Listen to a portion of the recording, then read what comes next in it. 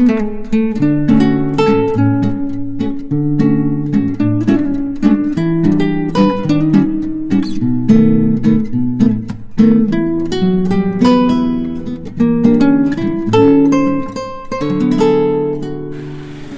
కేంద్రమైన చిత్తూరు మామిడి మార్కెట్ యార్డుకు మంగళవారం 350 టన్నుల మామిడి వచ్చింది.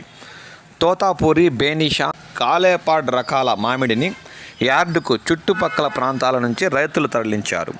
తోతాపూరి ఎగుమతుకు మంచి రంగు బరువు ఉండే కాయలు టన్ను 12,000 నుండి 15,000 వరకు పలికింది.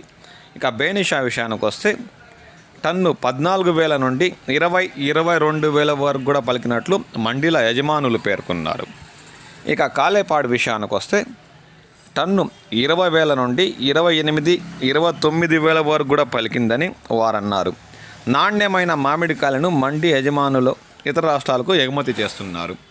పక్వానికి వచ్చిన కాయలు చిత్తూరు మామిడి మార్కెట్ యార్డుకు తరలిస్తే ఎగుమతిదారులు కొని వాటిని తరలిస్తారని, మంచి గిట్టుబాటు ధర కూడా లభిస్తుందని, ఈ విషయాన్ని రైతులు గమనించాలని ఈ సందర్భంగా మండీల యజమానులు రైతులను కోరారు. మంగళవారం చిత్తూరు మార్కెట్ యార్డుకు ఇతరత మామిడి రకాలైన మల్లిక, ఖాదర్, పుల్లూరా, ఇమాం పసంద్, మలుగుబా ఇతరత రకాలు కొద్దిగానే వచ్చాయని మామిడి మండీల యజమానులు పేర్కొన్నారు.